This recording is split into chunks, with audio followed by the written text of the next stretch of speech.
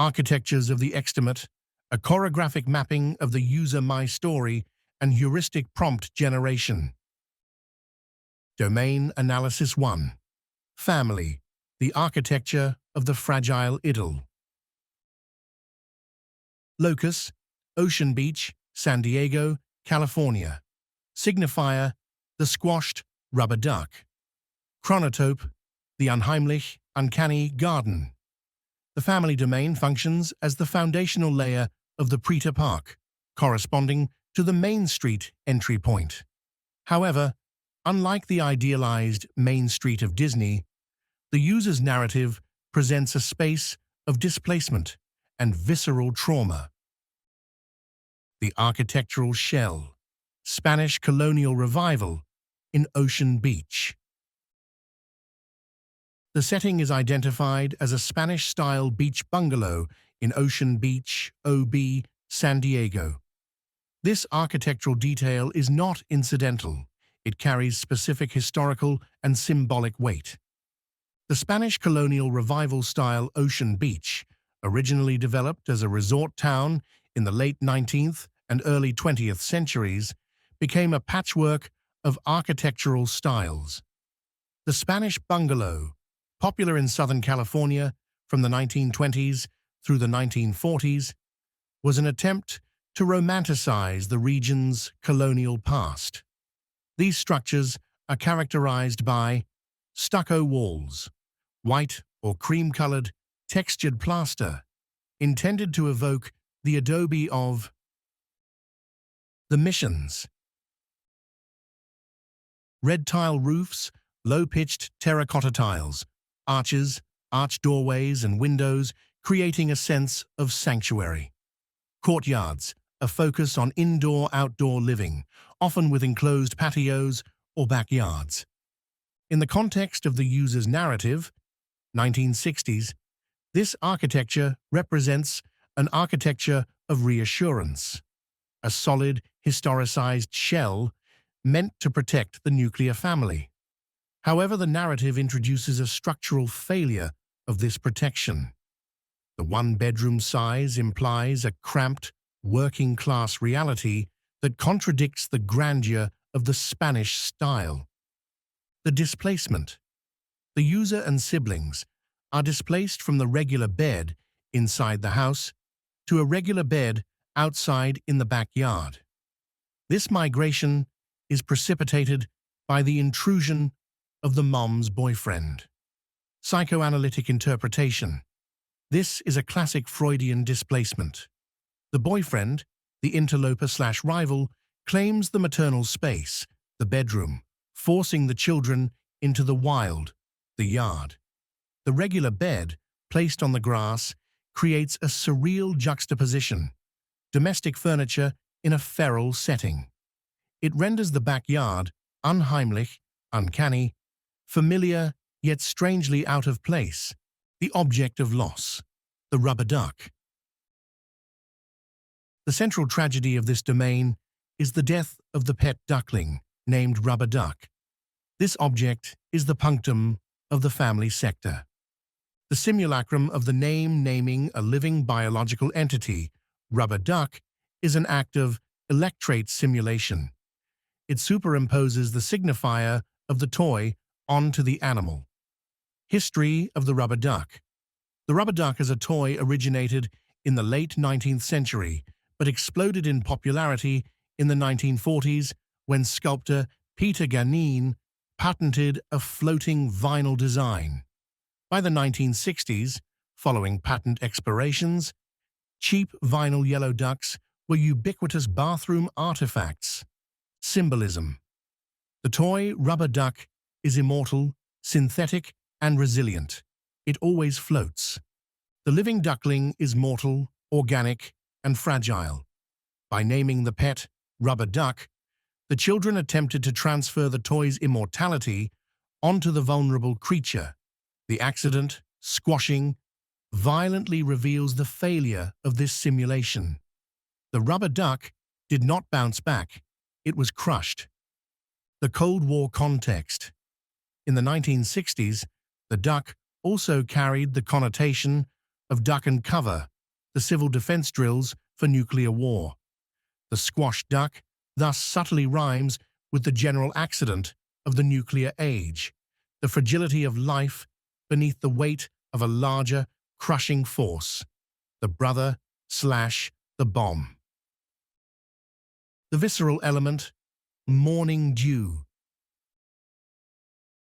The narrative emphasizes blankets soaked from morning dew. Sensory mapping. The dew transforms the comforting texture of the blanket, warmth, safety, into a cold, heavy, damp shroud. In the visual mapping of the PreterPark, dew becomes a pervasive atmospheric effect, a glaze that covers the family domain. Causal chain. The dew is the environmental factor that likely prompted the brother to roll over or the children to huddle, contributing to the accident. It represents the indifference of nature to the domestic arrangement. Domain analysis 2. Community, the theater of discipline and the abject face. Locus, Saint Bridget's Catholic School, Pacific Beach, San Diego. Signifier, the crying nun. Chronotope, the threshold, crisis, and judgment. The community domain maps to frontierland, not the Wild West of cowboys, but the frontier of socialization and the encounter with the law, the church. Institutional archaeology, Saint Bridget's and the Sisters of Divine Providence. To generate an accurate image, we must identify the specific visual markers of the nuns at Saint Bridget's in the 1960s. The order. Historical records indicate that Saint Bridget's School in Pacific Beach was staffed by the Sisters of Divine Providence. This distinction is critical because different orders wore vastly different habits. The habit, pre-1967, prior to the radical modernization of habits in 1967, post-Vatican II, the Sisters of Divine Providence wore a distinctive, severe black habit. The headdress was particularly boxy, often described as coffin-like or resembling a covered wagon. Though this description is also applied to the BVM sisters, the Divine Providence habit shared the rigid, framing nature of the era's styles.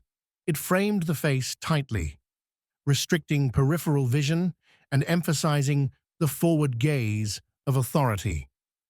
The school setting, St. Bridget's, is located on Cass Street in Pacific Beach. In the 60s, this was a transition zone between the beach culture and the suburban order. The architecture of the school would likely be mid-century institutional, functional, concrete, and distinct from the romantic Spanish bungalow of the family domain. The transgression, making the nun cry. The user's specific memory is making the nuns cry. Reversal of power. In the Lacanian law of the father, symbolized here by the nun church, the authority figure is supposed to be impassive, the agent of the superego. By making the nun cry, the user, the class, pierces the shell of the habit. The nun is revealed to be a subject of lack, human, vulnerable, and capable of suffering. The abject. Julia Kristeva defines the abject as that which disturbs identity, system, order. For example, bodily fluids like tears, blood. The crying nun is an image of the abject. The face of authority dissolves into a mess of fluids, tears, snot, mirroring the squashed nature of the duckling in the previous domain. Both are instances where the form, habit/rubber toy, fails to contain the organic reality, tears/death. Theoretical implications. The face as a screen. The recurrent theme of the face begins to emerge here. Family, the rubber duck, a simplified face of innocence. Community, the crying nun, a human face breaking through the rigid frame of the habit. Career, the river cats, painted faces on concrete. Entertainment, the mannequin, an artificial face. The community domain represents the moment the user realizes that the face of authority is a mask that can be broken. Domain analysis 3. Entertainment, the chronotope of acceleration. Locus, The Time Machine, 1960, directed by George Pal. Signifier, the lever and the mannequin. Chronotope, the dromosphere, the sphere of speed. The entertainment domain corresponds to fantasy land. It provides the user with the myth that explains their reality. The user cites the specific scene of acceleration. H. George Wells, Rod Taylor, pushing the lever and watching the world age. The production backstory, George Pal and Rod Taylor. George Pal, the architect of illusion. George Pal was a Hungarian-American animator and producer known for his puppetoons. His background in stop-motion animation is crucial. In The Time Machine, he applied the logic of animation to live action. The world is treated as a malleable object that can be sped up or slowed down. This resonates with the user's rubber duck, a toy/puppet, and the river cats, inanimate objects animated by paint. Rod Taylor, the pilot of the dromosphere. Rod Taylor, an Australian actor, brought a physicality to the role of the Victorian scientist. The user specifically notes the gesture of bracing. Gesture analysis. In the film, before the first major journey, Rod Taylor performs a specific sequence of business. 1. He sits in the red velvet barber-style chair. 2. He checks his pocket watch, syncing his biological time with mechanical time. 3. He wipes his palm on his trousers/thigh. This is the critical gesture. It signifies biological nervousness, sweat, in the face of the machine. It grounds the fantasy in the body. 4. He takes a deep breath, bracing. 5. He pushes the lever forward. The scene, the mannequin, and the acceleration of fashion. The user describes the time lapse. Fashion changes in the dress shop window. The mannequin as chronometer. In the film, the time traveler watches a mannequin in the shop across the street. As time speeds up, the mannequin's clothes change rapidly to reflect the eras. 1900s WWI, 1920s, World War II, 1960s. Symbolic resonance. The mannequin is an effigy, a shell that simulates human form, but does not age biologically. It only changes its skin, fashion. This connects directly to the nun, who wears a static habit/shell, and the river cat, a static gait, painted to look alive. The mannequin is the unsquashed duck. It survives the wars that come and go because it is not real. The wars. The user notes, wars come and go. The film depicts WWI, 1917, WW2's 1940, and a fictional nuclear war in 1966. This fictional 1966 war aligns perfectly with the user's career timeline, 1967, linking the user's personal history to the cinematic apocalypse. Domain analysis 4. Career, the golden state, and the painted shell. Locus, northbound Interstate 5, Golden State Freeway, California, 1967. Signifier, the Gold Corvair and the LA River Cats. Chronotope, the future, Tomorrowland. The career domain represents the user's entry into the pop cycle of the wider world. The setting is the freeway, the river of the modern age. The vehicle, the 1967 Gold Corvair. The user specifies a Gold Corvair in 1967. This detail allows for precise historical grounding. The car. The Chevrolet Corvair was unique in American automotive history for its rear-mounted, air-cooled engine, a radical design. By 1967, it was the subject of intense controversy due to Ralph Nader's book Unsafe at Any Speed, 1965, which claimed the 1960 to 1963 models were prone to rollovers.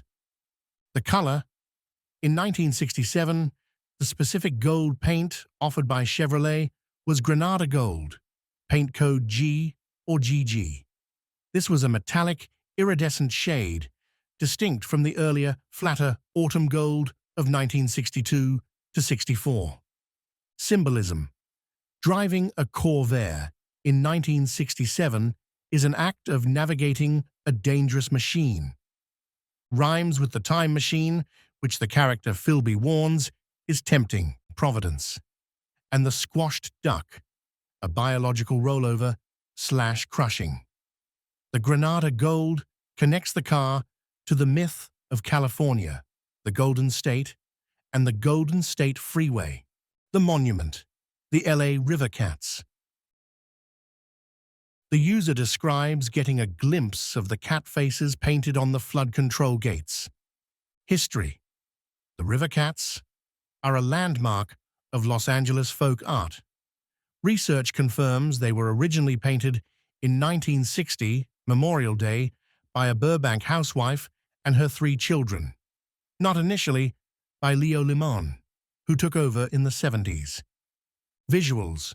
The paintings were on the flap gates of the storm drains where the river meets the Glendale Narrows.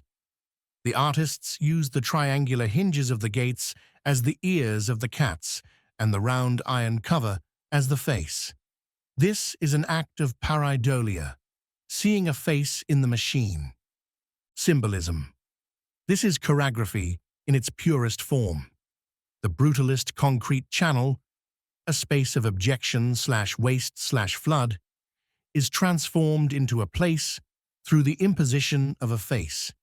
It is an act of facing, not defacing. The user, moving at high speed on the freeway, the dromosphere, catches a fleeting glimpse of these static faces watching the traffic. This mirrors the mannequin, watching the street, and the nun watching the class. Synthesis. The image of wide scope, and the emblem. Having excavated the 4 domains, we now synthesize them to identify the user's image of wide scope, IOWS, the core cognitive pattern that organizes their My Story. The image of wide scope, IOWS, the animated shell. Scanning the 4 quadrants, a repeating signifier emerges, the shell that mimics life. 1. Family. The rubber duck, a hollow toy shell named Duck that is crushed, revealing it, is not life-proof. 2. Community. The nun in habit, a woman encased in a rigid, boxy fabric shell / coffin who leaks human tears. 3. Entertainment. The mannequin, a plastic shell that simulates aging through costume. Changes. 4. Career. The river cat, an iron infrastructure shell painted to look like a living face. 5. The vehicles. The Corvair and the time machine are metallic shells that transport the user through the fluids of time and space, the freeway, the river. The insight. The user's My Story is defined by a tension between the safe shell, bungalow, habit car, and the fluid accident, dew, tears, time, river, that threatens to penetrate or crush it.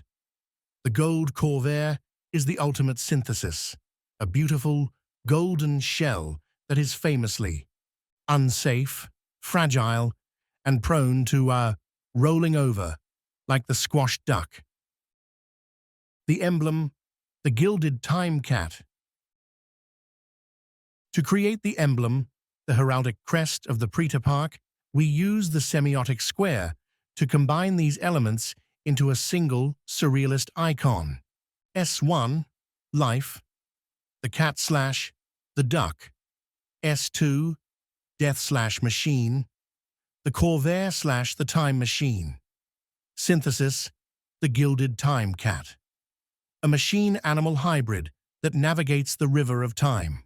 Conclusion, the PreterPark blueprint. The cartographer agent has successfully mapped the user's My Story into a coherent PreterPark. The architecture of this space is defined by the poetics of the shell. Main Street. Family. Visitors enter through the dew-soaked bungalow, a space of nostalgic warmth compromised by the damp chill of displacement. Frontierland. Community. Visitors navigate the school of tears, where the rigid structures of authority, habits, are dissolved by the fluids of emotion. Fantasyland. Entertainment. Visitors board the time sled, wiping their hands in nervousness as they watch the fashion mannequins accelerate into the apocalypse. Tomorrowland. Korea. Visitors drive the golden corvair along the concrete river, watched by the iron cats. This report provides the necessary theoretical grounding and technical prompts to generate the visual assets for this cognitive theme park. The prompts are calibrated to extract the specific mood, attunement of each domain: melancholy, anxiety, awe, and speed, transforming the user's private trauma, the squashed duck, into public art, the river cat.